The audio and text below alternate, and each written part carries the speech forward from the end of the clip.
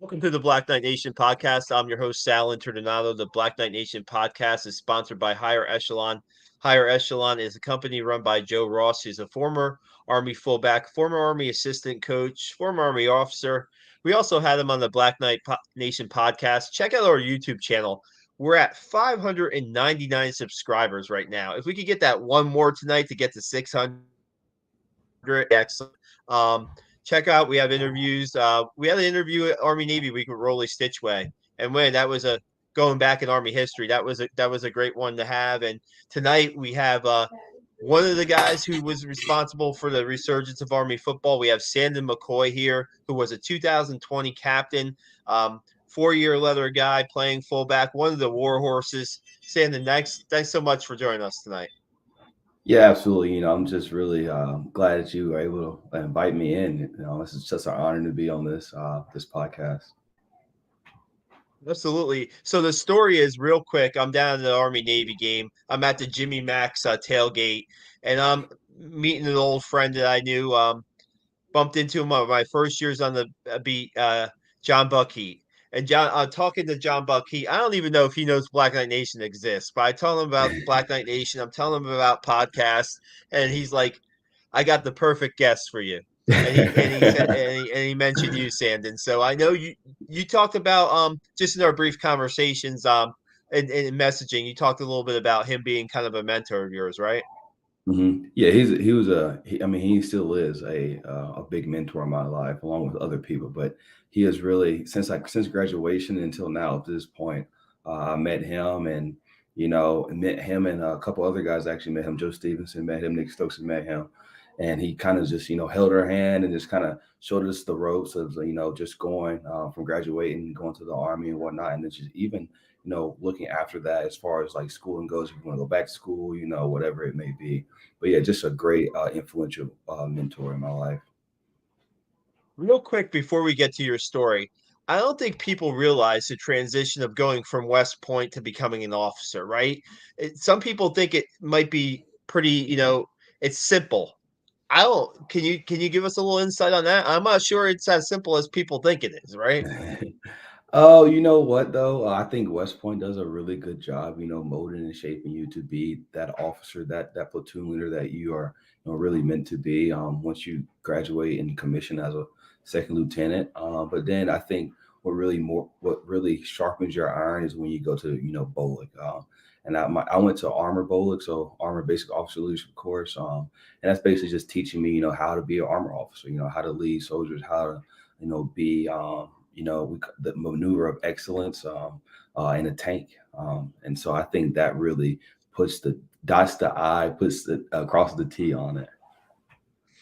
Absolutely, absolutely. We could talk about what you're doing now in the Army later on, but first, we usually ask when we start these podcasts, we ask your recruiting story, your path to West Point, so to speak. And, you know, I might be mistaken here, but I remember following your recruiting a little bit. And talk to us a little bit about like your decision to go to West Point and how much time you took to make your decision and how it went about. Were there any other schools involved? And that because you're out of North Carolina, right? Originally, you're from North Mhm. Carolina, right? Yep. So originally from Kannapolis, North Carolina. So it's about 20 minutes south or north of Charlotte, North Carolina. If anybody's familiar with that, but yeah, I actually initially had signed to Gardner Webb. I was going to go to a small school in North Carolina, and of course, just West Point's such a prestigious school. It took me some time to get my ACT score right, and I finally got it. And as you know, West Point doesn't really honor the NLI, like, oh, well, none of the academies honor the NLI. So I was able to kind of go from Gardner Webb to West Point, which was just truly a blessing. And just that whole process, getting to West Point is it's kind of hard. It's challenging. You got to have the support. And just for any cadet that gets in West Point, I commend them because I mean it's a 2-year process. It is. It's a 2-year process. It takes some time and a lot of hard work. But once you get in, you're in. And fortunately, I was able to go to prep school. And that really helped me just going to West Point as far as academics and football goes because and military tactics because I had already had that exposure there. And then just going from Um, as a cadet, I was able to be in the same company, F3, for all 4 years, which was a blessing because I had those same people around me, had that same support. And like I said, like I wasn't the best academically, but I had people in my company that would help me lift me up, and I would be able to help them lift them up in other, aspects of whatever it may be at West Point as well. So really, just having that support and leaning on other people through my time at West Point has been a true blessing to me. Absolutely. When you get to prep school, right? You're being recruited to play fullback, right? Yeah. Is that something that you ran the ball? I'm guessing a lot in high school, but you probably didn't play. Did you play in a similar offense in high school than Armies or no? Actually, we did. So Wishbone. If you ask me, it was almost like the triple option. Of course, except we didn't have the quarterback reading. Of course, we went into shotgun formation too as well. So I mean, if you ask me, I think we ran every offense there could be, but usually my hand was in the dirt and I was doing dive, dive, dive, dive, and it just so happened to have the triple option, and West Point was actually interested in that, and it was kind of an easy transition for me because I was so used to it. And I was luckily able to have a lot of playing time in my prep school year, and I think it really did transfer over into going to the academy for my next 4 years. Awesome. If you guys are watching us right now live, you can send us your comments and questions, and we'll answer them. I'm not going to be able to post them up on the screen right now, but I will read them. Joseph Stevenson, saying, "Great seeing Sandon up here. Phenomenal leader as a cadet." I don't Yeah, know if so it's that's your buddy too.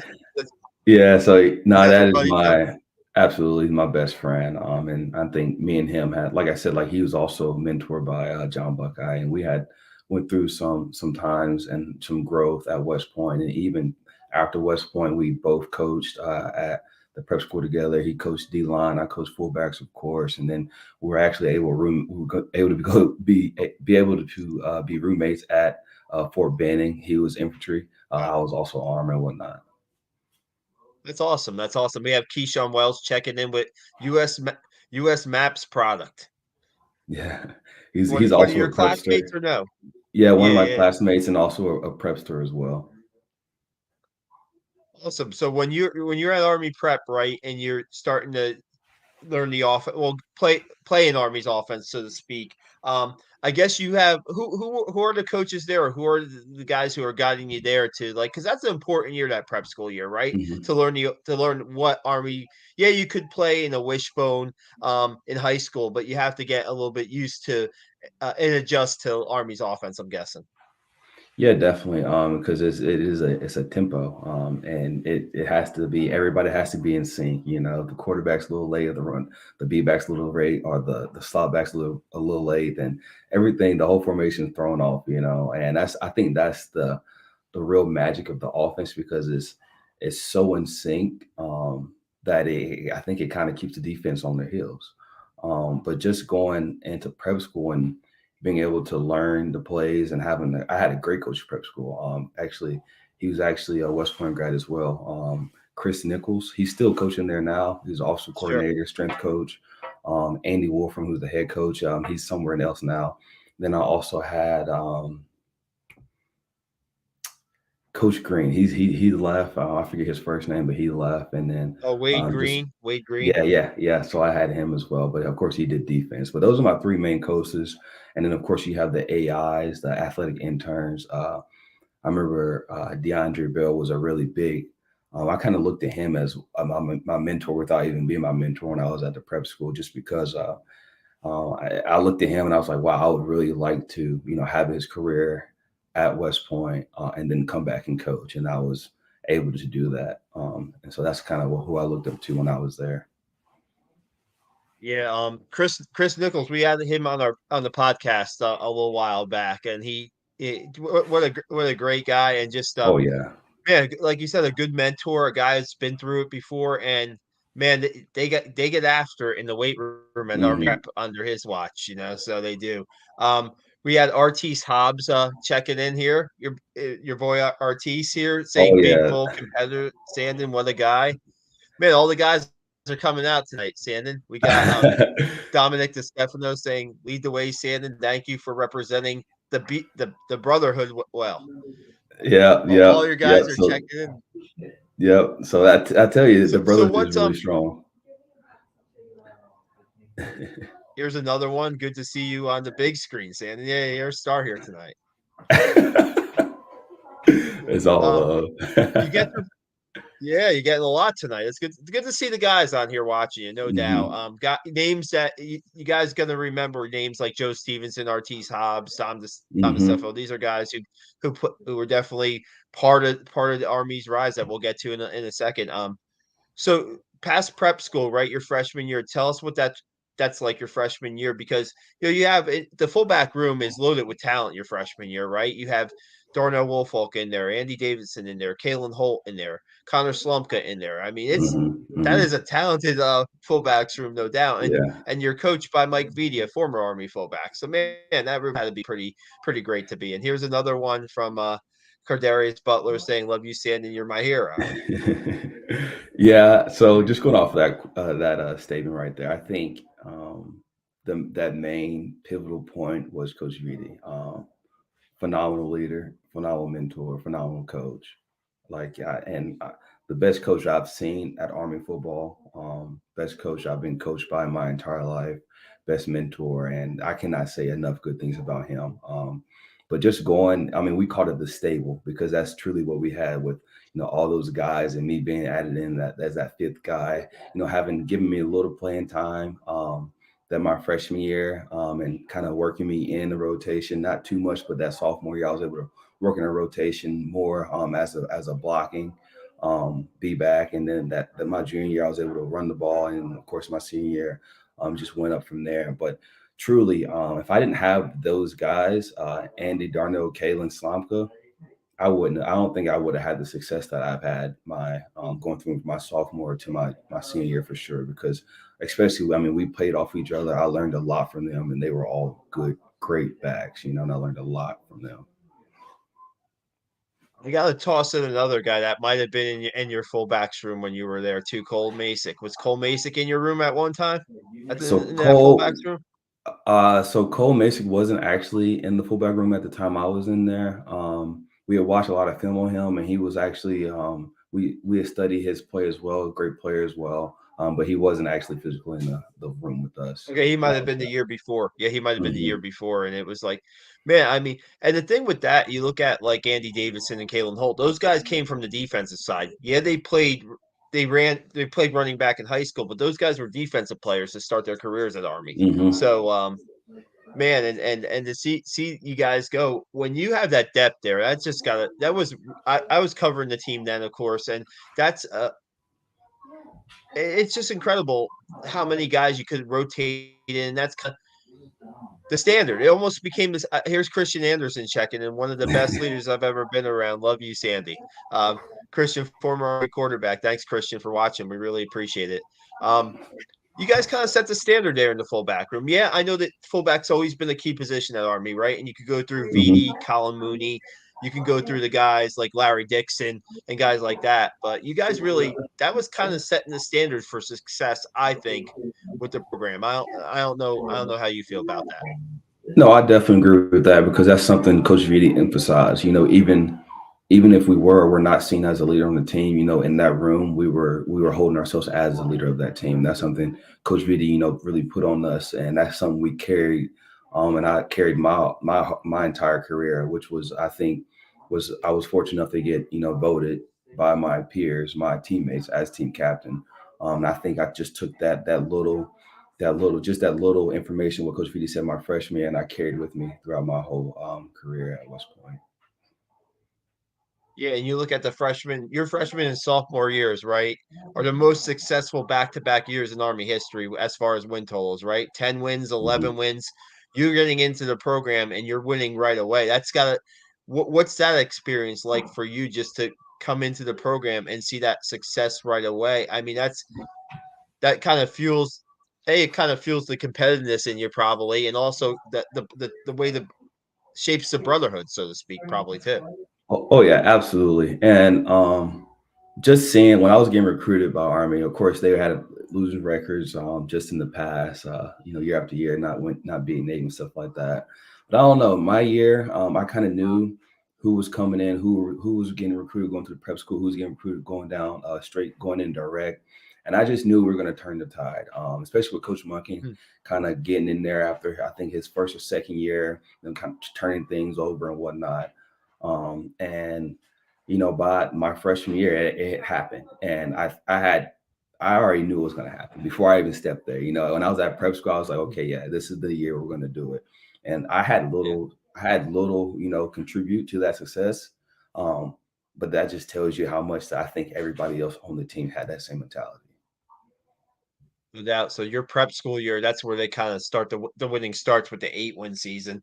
And Hmm. are you in the stands for the Army Navy game your prep school year? Did Oh, you go to that game? absolutely. Did you see? Yeah. Yeah. So you're seeing that streak busting game.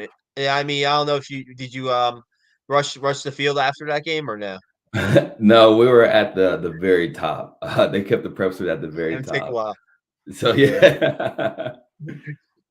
That would have taken a while, but that was a long celebration, no doubt, that game. But just seeing that, like you're right. When you see that as a prepster, right, you're like, okay, I'm coming into just kind of step on the gas and go from there, right? I mean, that's what it seemed Hmm. like happened those 2 years after that.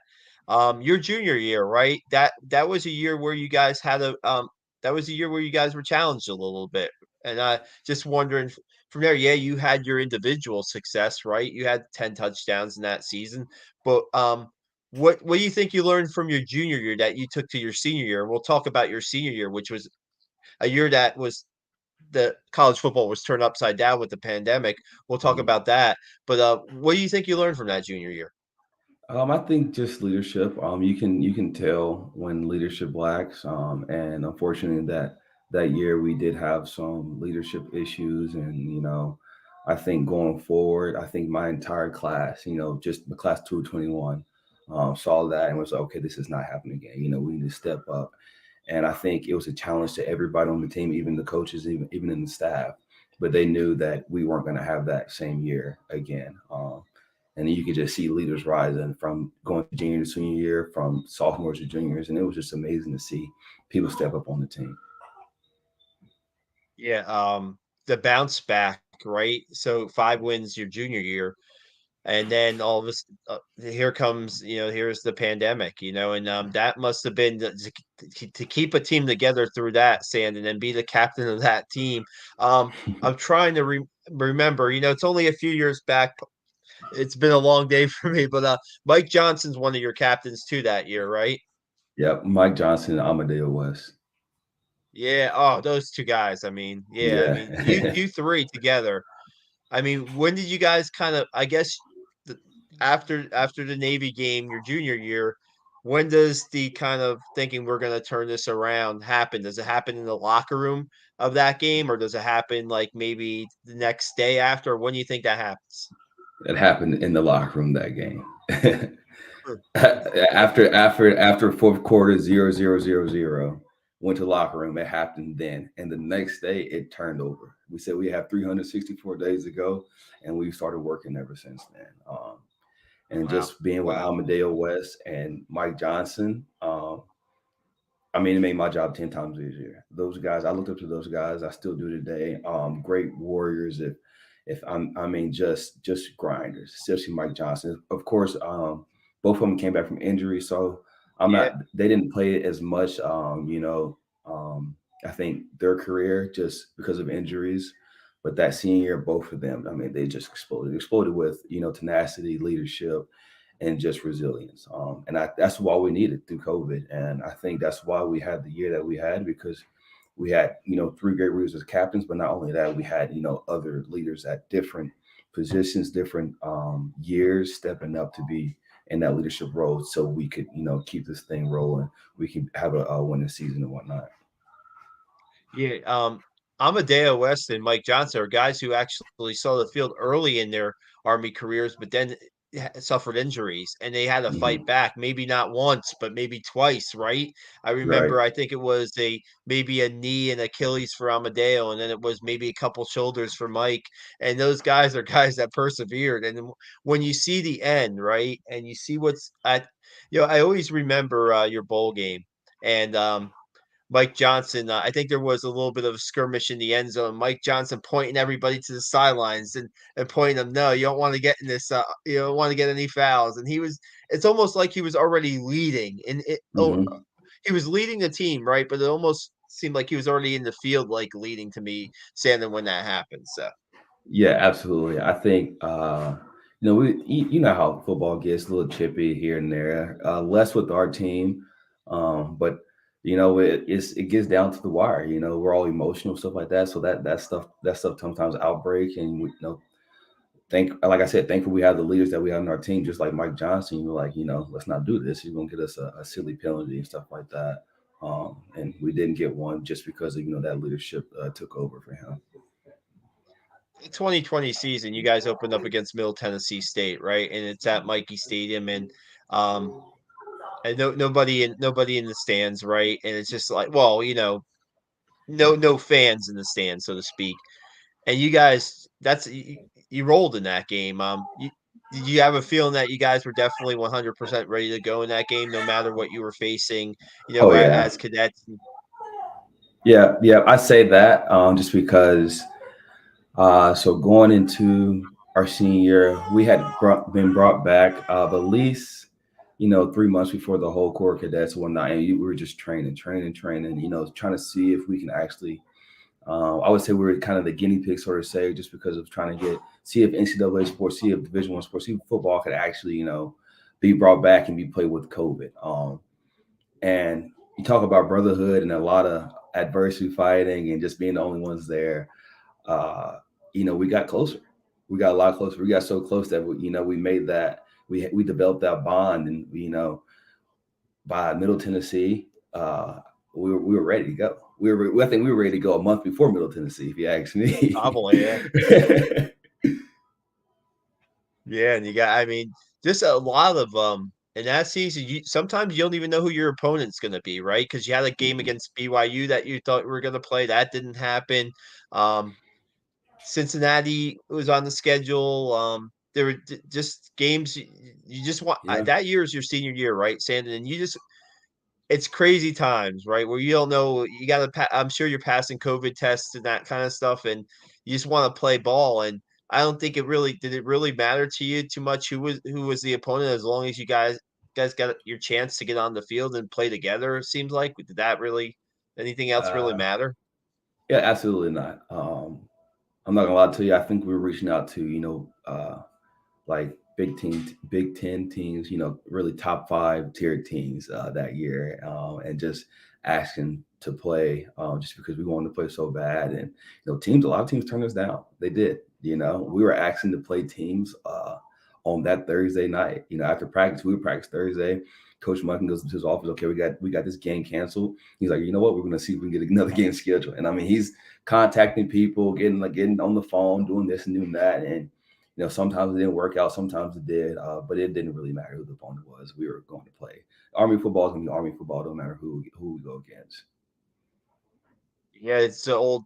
I remember him saying, right, that you guys would play in a parking lot if you had to, right, in that year.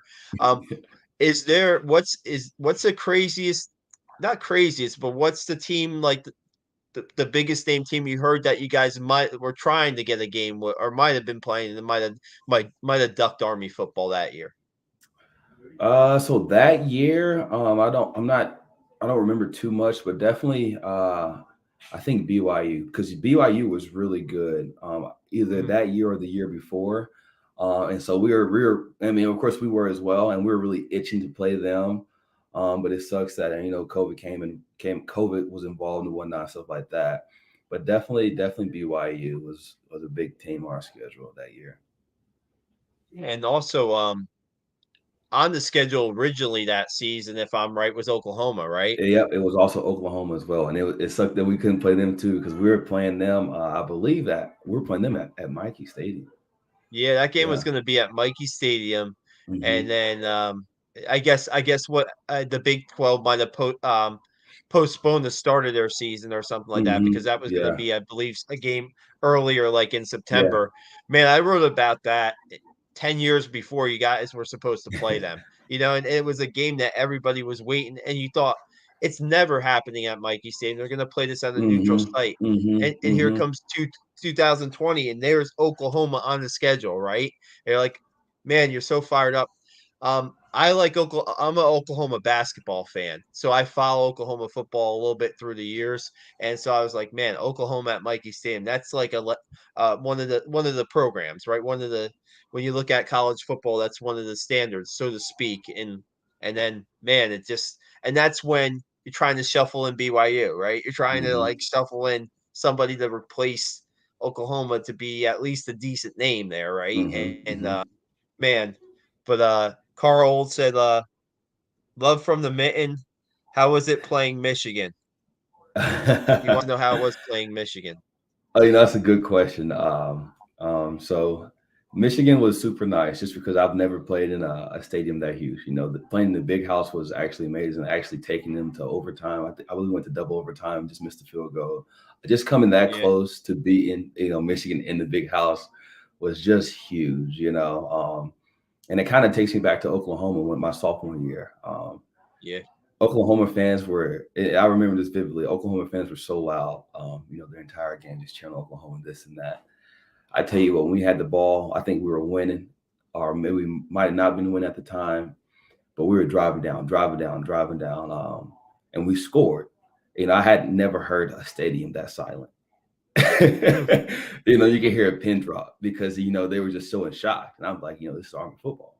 Which is why, like, I think for us going in my senior year, just not being able to play Oklahoma was, just so for sure. terrified, like, and just hurting because I think we were ready. We were definitely were ready to play them, and just it was just the bad news came, and so no. Yeah, you guys probably definitely want another shot. The guys that got the taste of it there, and Hmm. Norman, and that game in overtime, and Kyler Murray and Hollywood Brown. I still Hmm. say to this day, no receptions for Hollywood Brown in that game against Army, your sophomore year, and Elijah Riley was in coverage a lot of the time against Hollywood Oh Brown yeah. that game.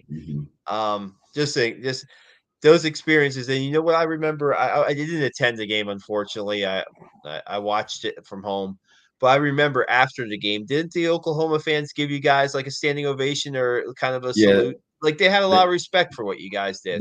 they had a lot of respect. They did. They gave us a standing ovation as we trotted off the field or whatever, and chanting USA, had a lot of respect, and Hmm. um, I think that's the most respect I've seen from an opposing team. Michigan actually gave us something like that as well, which was super nice. Those big schools. Which, if you ask me, is like we got so close. We got so close. But the Michigan fans and the Oklahoma fans also know we got so close. Right? I mean, they were breathing a sigh of relief, right? Yeah. They were going out. Maybe the celebration was a little like lighter for them a little bit after that game. I mean, taking those two teams right so deep and stuff. But them being able to kind of yeah, you guys didn't get those wins, but you definitely showed that the program was definitely on the national map in those games, I thought. Mhm. And then then you get to this senior year where you just like I said, and like you said, you're just trying to you want to play. You want to play the love for the love of the game for just everything you guys worked hard for those 3 months before the season started. And you guys put together a season with 9 wins, which I think is incredible because I think that sometimes I don't know if you guys probably found out maybe on Thursday or Friday who was going to be available to play through the COVID test, right? So it was kind of you were Mhm. seeing guys that had to step up.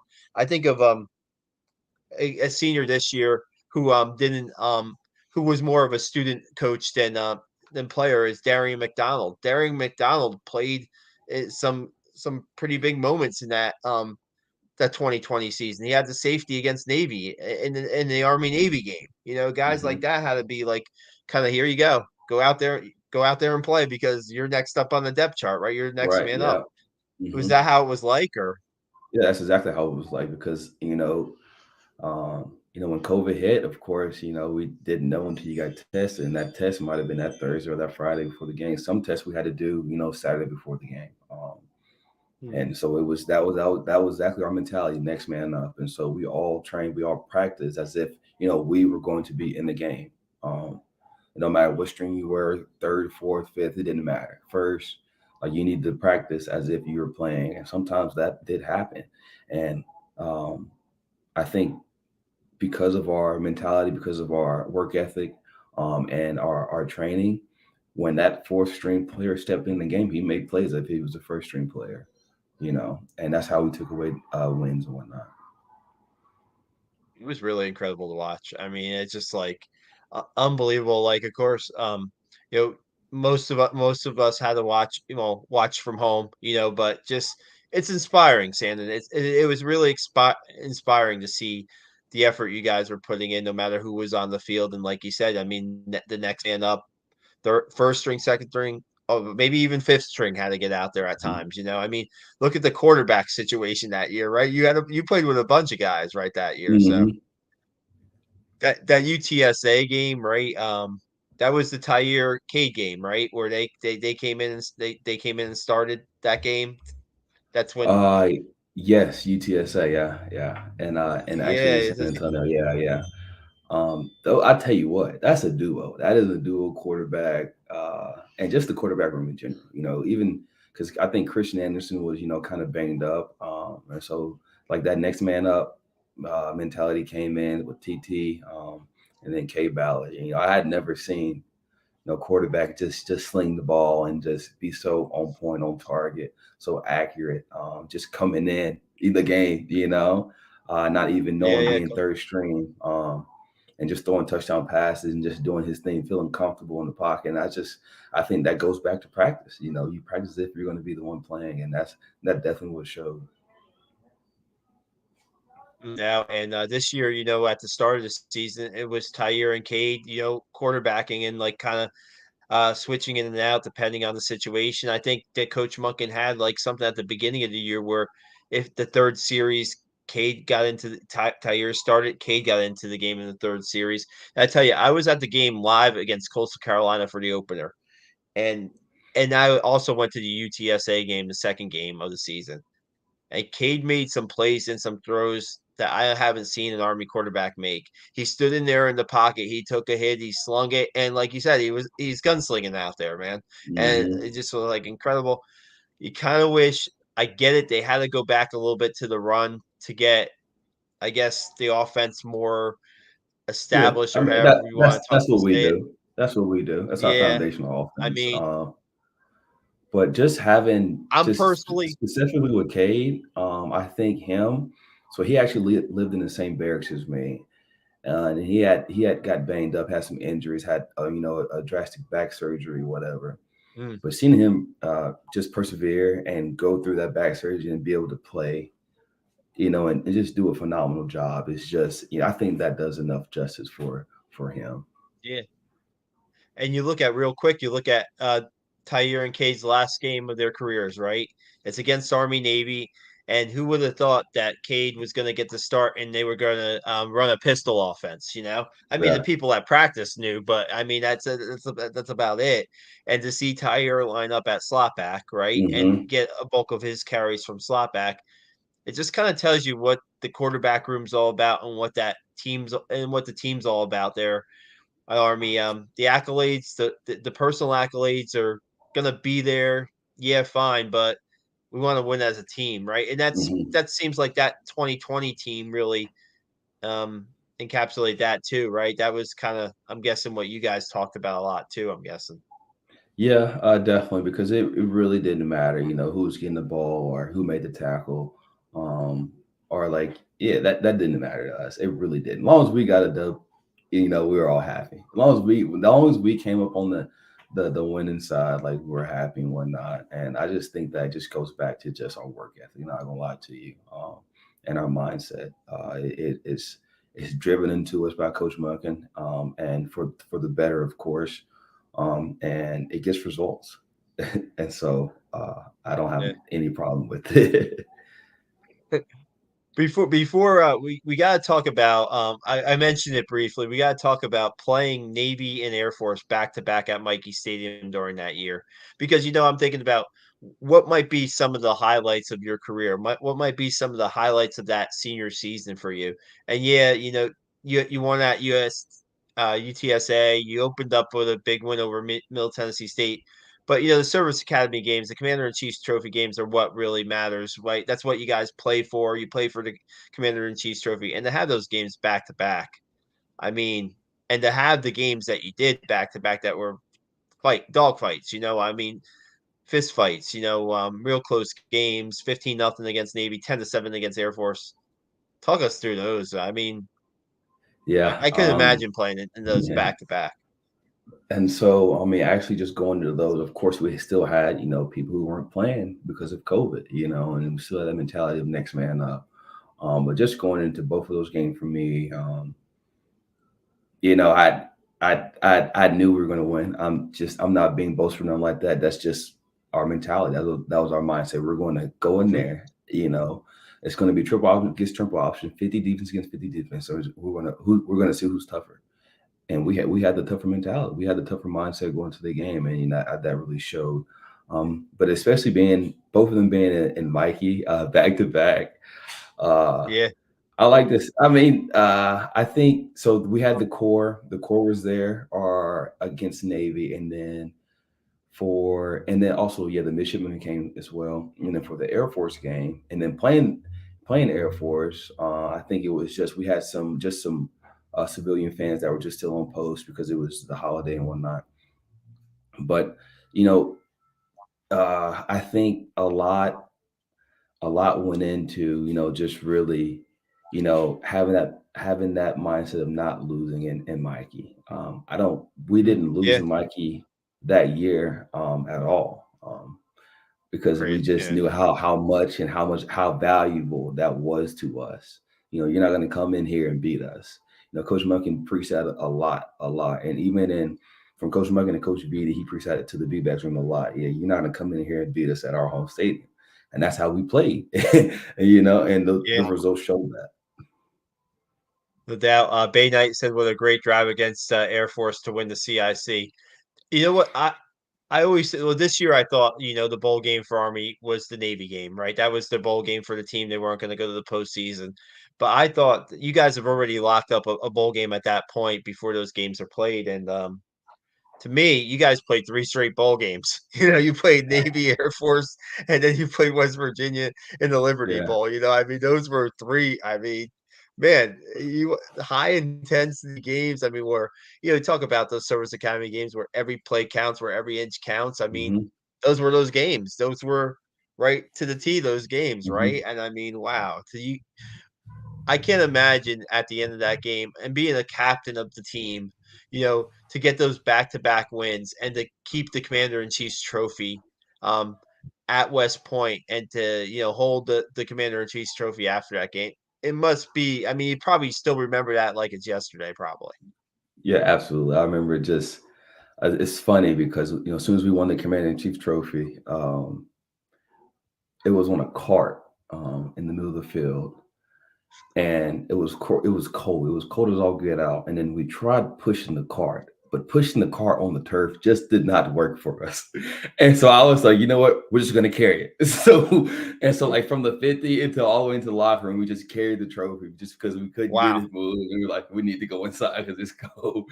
And then just going inside and be able to celebrate with everybody else was just phenomenal. Even just when the soup came in, we had to come out the dean, all those other people just come in and celebrate with us. It was just truly an experience I will never forget.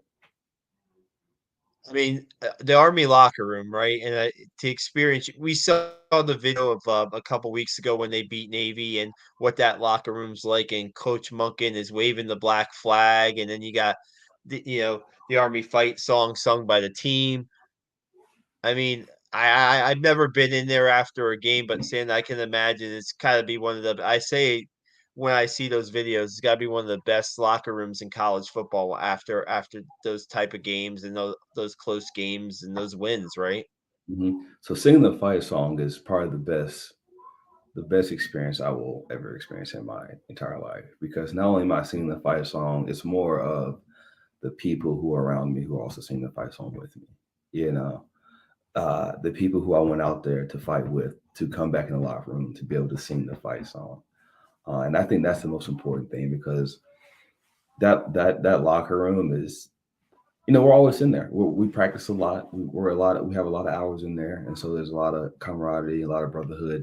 It builds up in there, and being able to go back in there after a week of practice, after beating a team and being able to celebrate, that's a good time. I bet. And you did. I was thinking about. I try to do. Wasn't a math major, Sandon, but I'm trying to do how.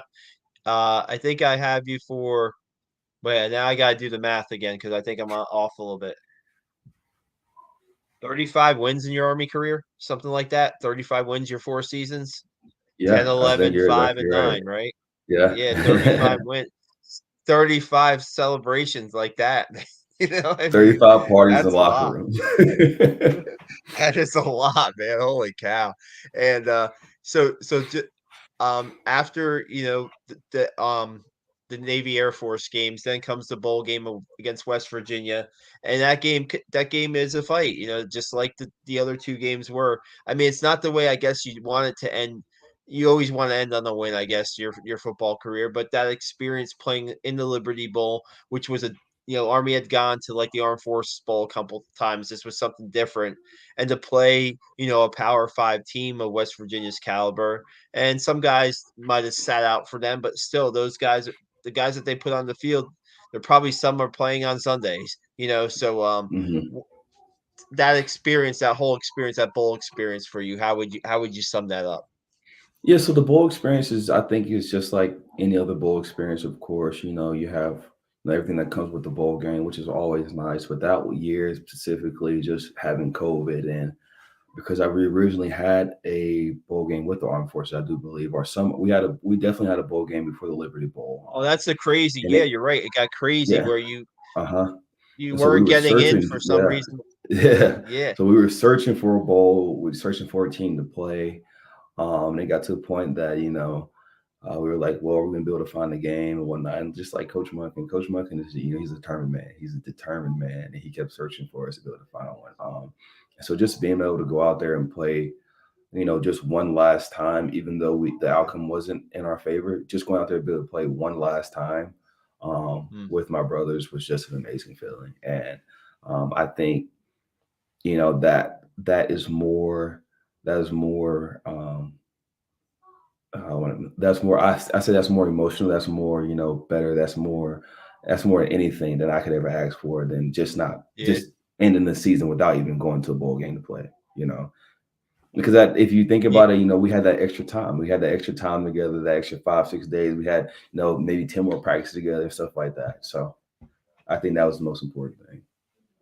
absolutely. How can I forget about that? I mean, it must be late. How can I forget about that? Because there were times probably you thought that your season could have been over, after that Air Hmm. Force win, even though you guys had the 9 wins and you weren't getting into a bowl. And man, I always say, I would always say this: West Virginia is stepping up to play you guys too, because nobody really wanted to play you guys either. Mm-mm. That was part of the problem too. Nobody wanted to have like what less than a week to prepare against the triple option offense, right?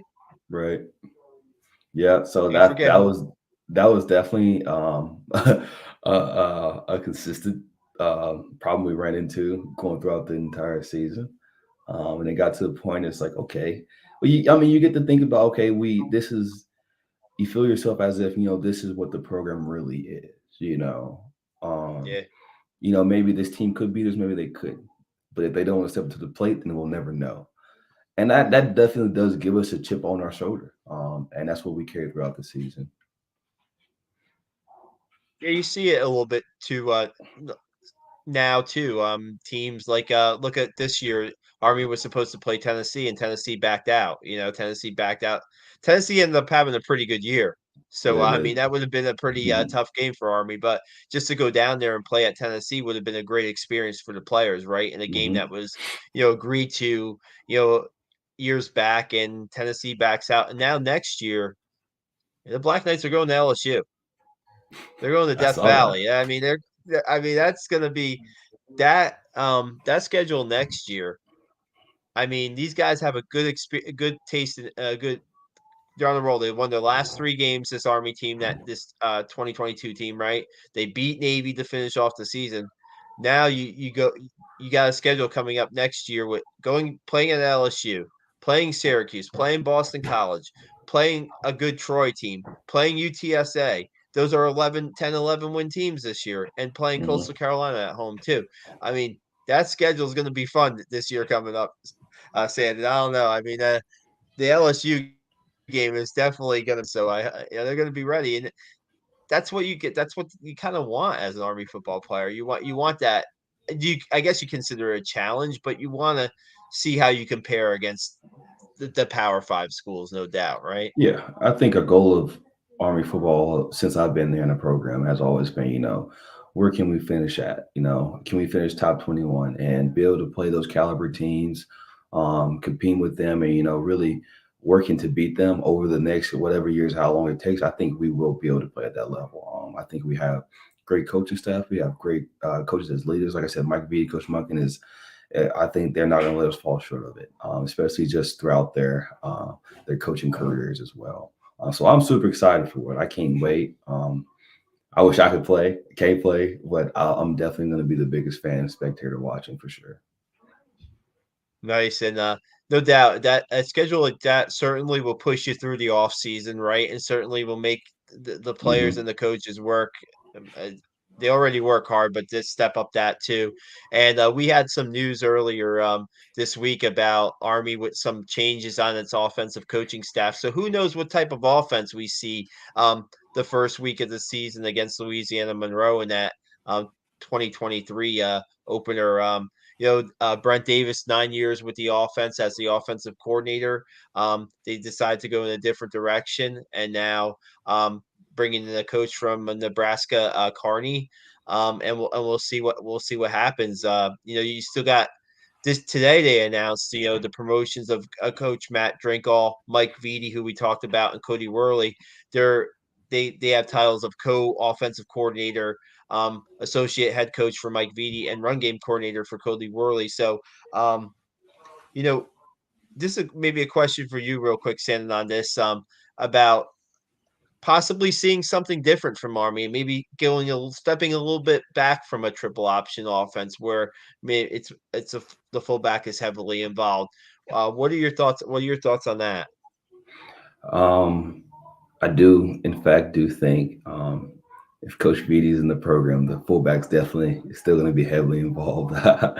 But I like to call them when you said that the three-headed monster, because talk about the triple offense being in sync. If Coach Worley, Coach Beatty, and Coach Drink are all in sync, they're going to be a problem, a really hard problem to stop. And not only to commend them, but the athletes. Really the athletes that Coach Munkin is recruiting, and the athletes who are already on the team. Like you said, we had Tyler as slot back. Tyson Riley went from B back to play slot back as well this season. So you got Yeah, players like that who are so versatile, agile, and just all around athletes who can make some shake. And you got that three-headed monster coaching them. Oh, it's definitely going to be a season to watch on the offense. So I'm super excited to watch them get together and really yeah. thrive. I've heard like some really people that are really looking forward to it. I hear some people that want to stick with the triple option style, and I guess toward this season we saw that now defense kind of have a good idea what Army's going to run in that triple option. Yeah, you could mix it up a little bit, but maybe this is going to maybe catch some people off guard where you can't just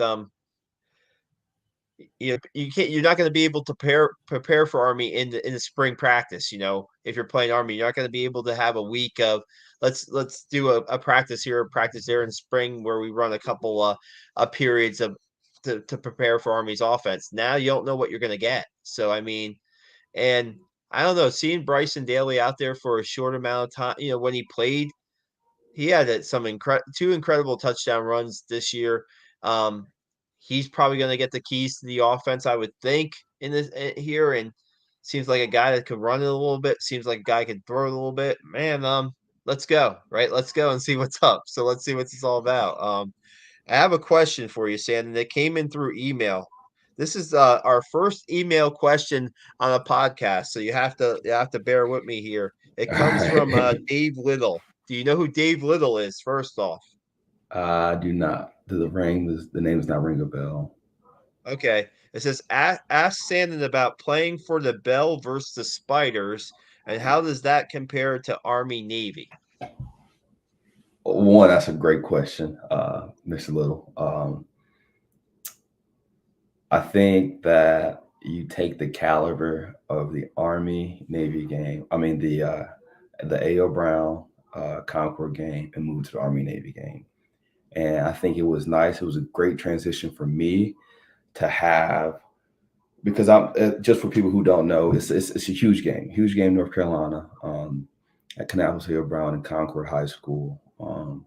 Every year, I mean, the stadium sold out. Fans are on the grass, fans are in the parking lots, fans just wherever they can watch. And my junior, senior, and I believe sophomore year, they start televising it. And Time Warner Cable started televising. That's how big of a game it is. Hmm. And it's more of the tradition and the rivalry just from years ago from that that I'm not even a part of, and just the comparison of the two. I think they're on the same level. I think one's just in high school and one's in college. Yeah, that's all. That's awesome. We have Melissa here saying she's incredibly proud of who you have become. Love you, Sandon. Lots of love on. We needed this, Sandon, tonight. We needed lots of love on this podcast tonight. We needed that tonight. Definitely, I needed it. I've had a rough week, so it's great to see That's good. everybody. Good.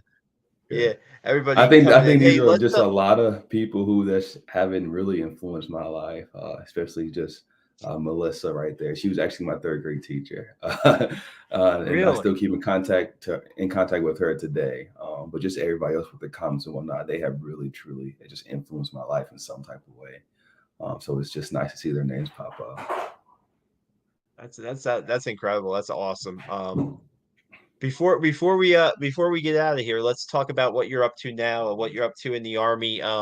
Talking to John, he was very proud of what you're doing right now in the Army. So tell us what's going on with you, life after football and life after West Point. So just life after West Point, like I said, I was a coach. I was fortunate enough to get a position to be a coach at the prep school for I think like 6 to 9 months. Went undefeated there, so that was great. Beat Air Force and Navy. I wasn't able to beat Air Force my prep school years, but I beat them coaching, so I'm happy with that. Um, After that, I went to Fort Benning. Took a couple schools there, and one of them being the basic officer leadership course. And then I was able to switch my post from Fort Bliss to Fort Lewis. So JBLM is what they call it. And so now I'm in Washington State. Currently, as a lot of officers know, second lieutenants, I'm in the S3 shop. I'll be in the S3 shops for quite some time just because, the lieutenants who were just in the S3 shop just got PL positions, platoon leader positions. Um, and so as of now, I think it's West Point, um, and more than West Point, I think the football team has really set me up for success, just because of adversity, and really sticking through it when it gets tough. Um, there's a plaque that we hit every time we go into the field. Is I need a officer for a secret and dangerous mission. I need a West Point football player.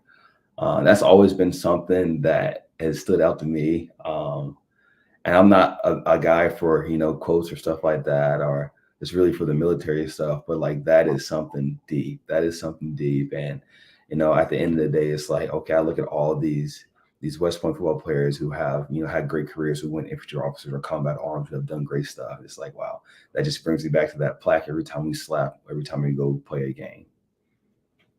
It's such a tradition, right, for Army, that plaque, and we've had on this podcast, you know, people like you who are currently serving. We've had people who have served and guys who have been in the thick of things, guys who have been wounded and guys who have, you know, are having to go through a lot in their lives to get back to what some people might consider normal and what kind of gets them through. It's the things that you learn at West Point, right? Sometimes it's the things that you learned on the football field.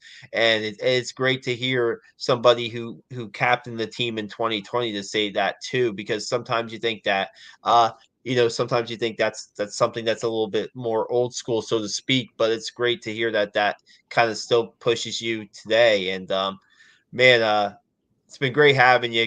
Some great stories. Just great seeing you again, Sandon. And um, is there anything that we might have missed? Is there anything you'd like to share about your time at Army, or is there anything that uh, your time in the Army now serving? Is there anything that we missed? Because man, it's been a great almost hour here with you. No, I think we hit pretty much everything. I just like to give. I just like for everybody to know, or especially you and people who are in the position of maybe thinking about going to West Point or playing football, whatever it may be, whatever obstacle it may be. Just don't be afraid to lean on somebody. Don't be afraid to ask for help, get mentorship, or just really, be mentored by somebody. Because if somebody's already done it and can help you, whatever it may be, it makes life a lot more easier. And for me, without my classmates, without like my classmates, my specific, F3 classmates in my company, I don't think I would have graduated West Point. I really don't.